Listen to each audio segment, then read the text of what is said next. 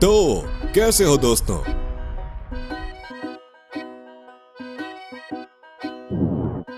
आप सोच रहे हैं कि ये क्या है? दोस्तों, ये है पिघला हुआ लावा जो एक ज्वालामुखी से निकला है। आइए मैं आप लोगों को ज्वालामुखी के बारे में बताता हूं। आ जाइए। मुझे यकीन है कि आपने पहाड़ देखे होंगे जो खुल जाते हैं और अपना गाढ़ा पिघला हुआ सेमी सॉलिड जैसा पदार्थ निकालते हैं। दोस्तों, उसे कहते हैं ज्वालामुखी। आइए उसके बारे में और जानते हैं। एक ज्वालामुखी एक छेद या चिमनी होता है जो मैग्मा को धरती की परत से धरती के ऊपर वाले भाग तक जोड़ता है। इस पिघले हुए पहाड़ को मैग्मा कहा जाता है। ये जमीन के नीचे होता है और जब बाहर आ जाता है तो लावा कहलाता है। तो एक ज्वालामुखी फटता कैसे है? पिघला हुआ पहाड़ जो मैग्मा में जमा होता है वो क्रेटर पाइप पॉकेट्स के जरिए ऊपर आता है। जैसे ही ये ऊपर मुख्य छेद में आता है, गैस फैल जाती है और पानी भाप बन जाता है, जिससे दबाव बनता है। दोस्तों, जब दबाव अंदर नहीं रुक सकता तो ज्वालामुखी फट जाता है क्रेटर और दूसरे साइड के छेदों से। ज्वालामुखी से निकलने वाली गैसों में जलवाष्प, carbon dioxide, sulphur dioxide, hydrogen chloride, hydrogen fluoride और हाइड्रोजन सल्फाइड होती हैं।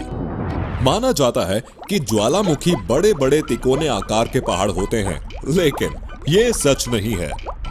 दोस्तों, ज्वालामुखी कई प्रकार के होते हैं, जैसे कि व्हाइट प्लैटर्स, फिशर वेंट्स और बल्जिंग डोम के आकार के। दोस्तों, क्या आप जानते हैं कि महासागर की तरह से आइस कैप्स के नीचे भी ज्वालामुखी होते हैं, जैसे कि आइसलैंड में मिलते हैं। Trivia time.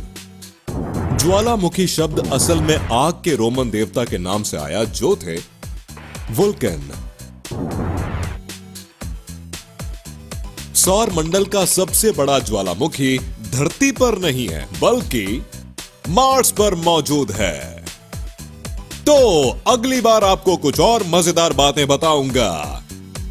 अभी वक्त है मेरे जाने का। हेलो दोस्तों, आपको सॉइल को छूना अच्छा लगता है ना? इसीलिए तो मुझे बागबानी पसंद है। हे डॉक्टर बी, क्या हो रहा है? ओह, कैसे हैं मिस्टर मोल? मैं बस अपने दोस्तों को बता रहा था कि मुझे सॉइल में बागबानी बहुत पसंद है। ओह हाँ, मुझे भी पसंद है। मैं तो इसी में रहता हूँ।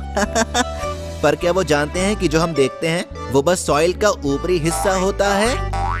क्या कमाल की बात कही आपने मिस्टर मोल। चलिए आज हम इनको बताते हैं सॉइल की अलग अलग परतों के बारे में। आइए दोस्तों, ज़ूम इन। तो दोस्तों, हमारी सॉइल बनती है 5 अलग अलग परतों से।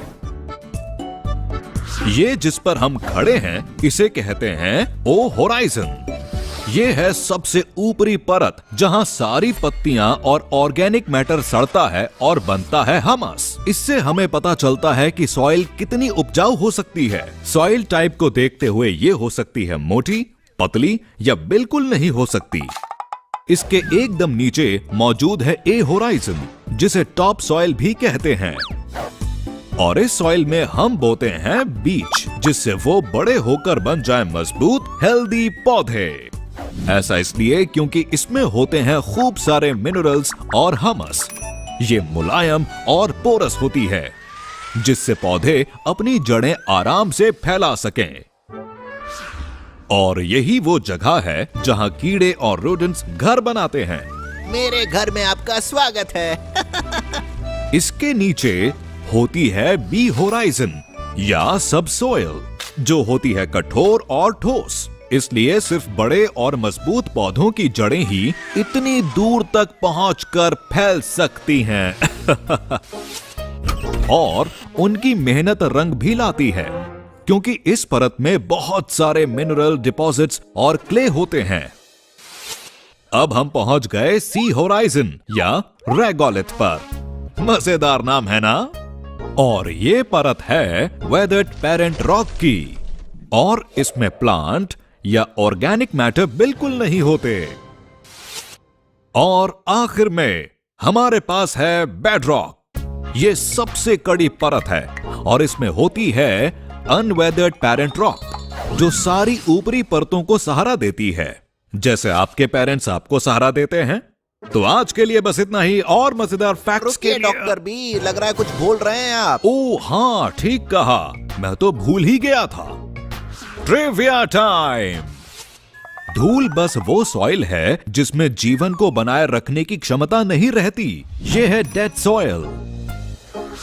सॉइल की एक और परत होती है जो है ए और बी होराइजन के बीच, जिसे कहते हैं एल्यूविएशन लेयर या फिर ई होराइजन। तो क्या कहते हो, मजा आया ना? जानते हो हमारे आसपास बहुत कुछ हो रहा है। आपका मतलब है पाँव के नीचे, डॉक्टर बी? तो दोस्तों, लेयर सी का दूसरा नाम क्या है? वेल, इसके बारे में सोचो। अभी के लिए ज़ूमिंग आउट। और भी फन फैक्ट्स के लिए हमसे जुड़े रहिए।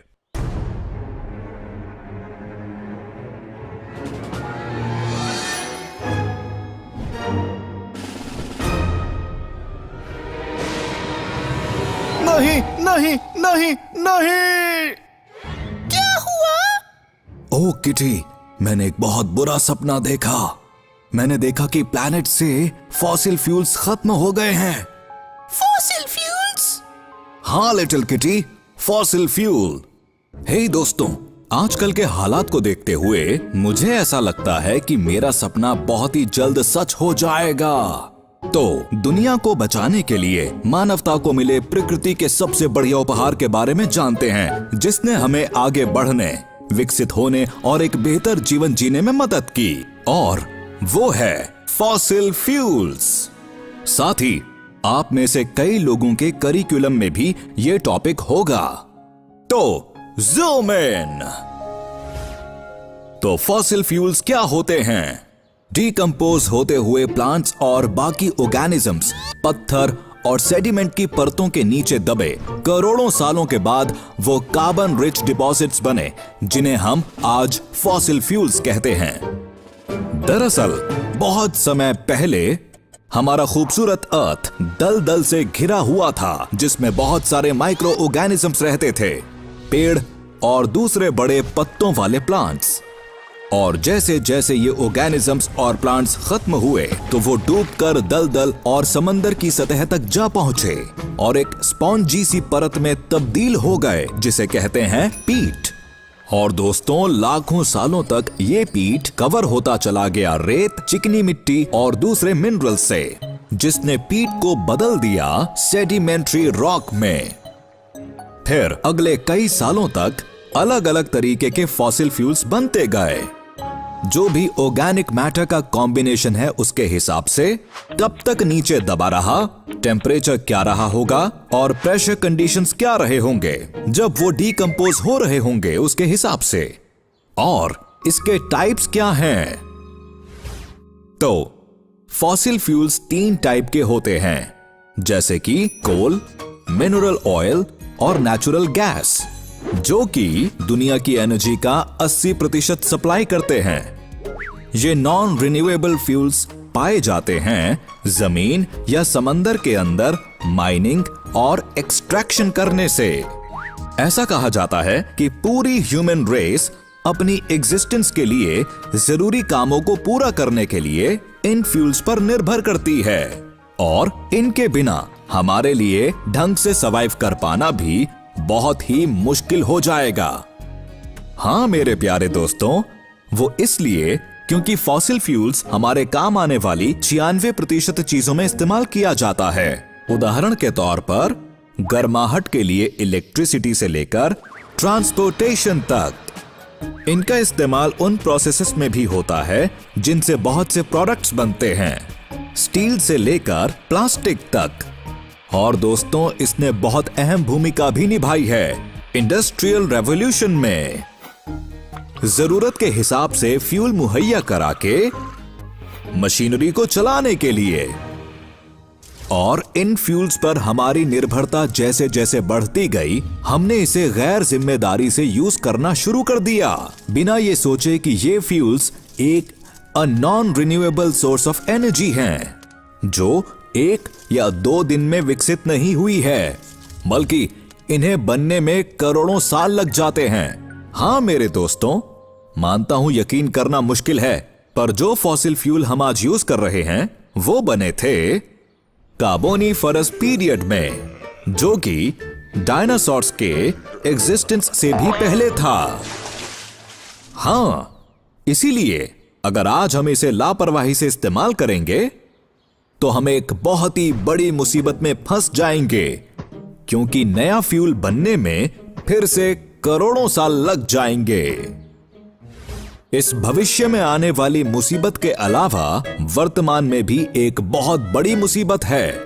हां मेरे प्यारे दोस्तों, अगर हम इन फ्यूल्स का इस्तेमाल और खपत यूं ही करते रहे तो वो एनवायरनमेंट को भी बहुत नुकसान पहुंचा सकते हैं, क्योंकि वो बहुत हानिकारक केमिकल बॉन्ड्स से बने होते हैं जो हमारे लिए खतरनाक होते हैं।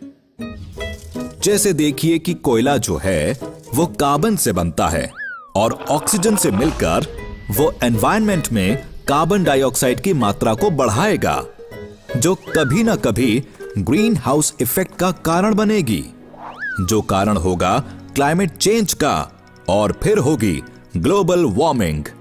साथ ही बहुत बार जो तेल ट्रांसपोर्ट करते वक्त समंदर में गिर जाता है उससे पोल्यूशन होता है और पानी के जानवरों को खतरा होता है और पानी की क्वालिटी खराब होती है। इतना ही नहीं, ये नेचुरल गैसेस बहुत ही ज्यादा ज्वलनशील होती हैं, ढंग से यूज नहीं किया तो खतरनाक हो सकती हैं। तो जरूरी सवाल यह है कि हम इस डैमेज को कंट्रोल करने के लिए आखिर क्या करें, जो कि फॉसिल फ्यूल्स ज्यादा इस्तेमाल करने से होता है। तो हम इलेक्ट्रिसिटी का कम मात्रा में इस्तेमाल करके शुरुआत कर सकते हैं, या जितनी जरूरत हो उतना करें। खपत जितनी कम होगी आगे आने वाली जनरेशन पर उतना ही कम असर पड़ेगा। आगे हम सोलर पैनल्स लगवा सकते हैं जो नेचुरल गैस की जगह ले सकता है या उसका इस्तेमाल कम कर सकता है। साथ ही बहुत बेहतर होगा जब अगर हम सिग्नल पर हों तब वाहन को स्विच ऑफ कर दें। और आखिर में अगर संभव हो तो कोशिश कीजिए कि इलेक्ट्रिक गाड़ियों का इस्तेमाल हो जो एनवायरनमेंट फ्रेंडली होती हैं। तो ऐसा है मेरे दोस्तों, बस ये छोटे छोटे स्टेप्स फॉलो करके हम बड़ा बड़ा बदलाव ला सकते हैं, जिससे एनवायरनमेंट और आने वाली जनरेशन बचाई जा सकती है। Trivia time. क्या आपको पता है 1 लीटर की गैस बनने में तकरीबन 26 टन का कच्चा पेट्रोलियम लगता है और 800 पाउंड कोयला लगता है एक लाइट बल्ब को 24 घंटे पूरे साल जलाने में। साथ ही चीजों के डीकॉम्पोजिशन का जो नेचुरल प्रोसेस है उसके मुताबिक आज हम जो फॉसिल फ्यूल्स 1 साल में यूज कर लेते हैं उसे बनने में 422 साल लगेंगे। उम्मीद है आज के एपिसोड से आपने कुछ नया सीखा होगा। मिलते हैं अगली बार। मैं हूं doctor बाइनॉक्स, zooming out.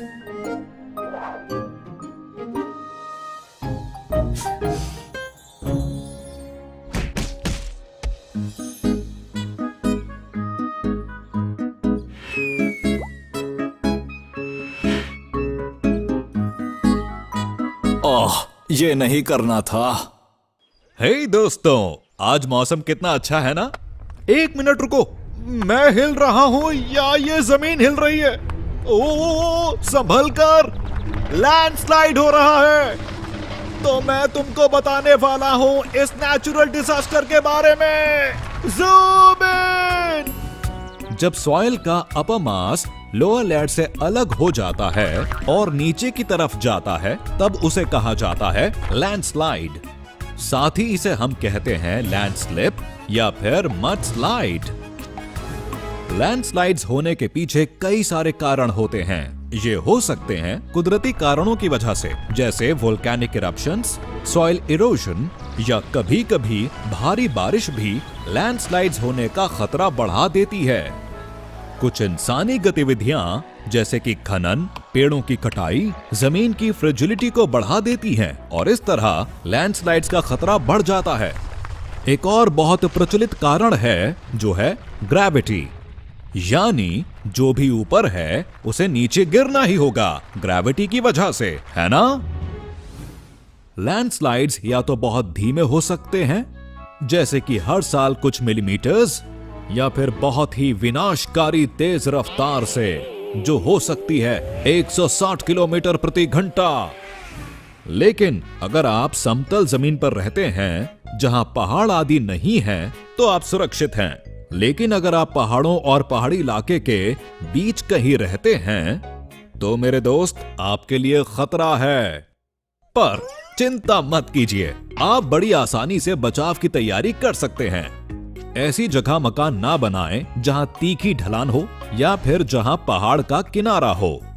Drainage path से बिल्कुल दूर रहें, क्योंकि पानी का बहाव लैंडस्लाइड्स की रफ्तार बढ़ा देता है। दोस्तों, लैंडस्लाइड्स सिर्फ जमीन पर ही नहीं होते। कई वैज्ञानिकों का मानना है कि ग्रहों जैसे कि मर्क्यूरी, मार्स और वीनस पर भी लैंडस्लाइड्स होते हैं। ओ, ऐसा लगता है दोस्तों मैं यहां भी सुरक्षित नहीं हूं। Trivia time. लैंडस्लाइड्स पानी के अंदर भी हो सकते हैं और उन्हें कहते हैं submarine landslides. Heart mountain landslide अब तक का सबसे बड़ा रिकॉर्डेड लैंडस्लाइड है, जो कि हुआ था 50 मिलियन साल पहले। तो दोस्तों, अगली बार फिर मिलते हैं। मैं डॉक्टर बाइनॉक्स, ज़ूमिंग आउट।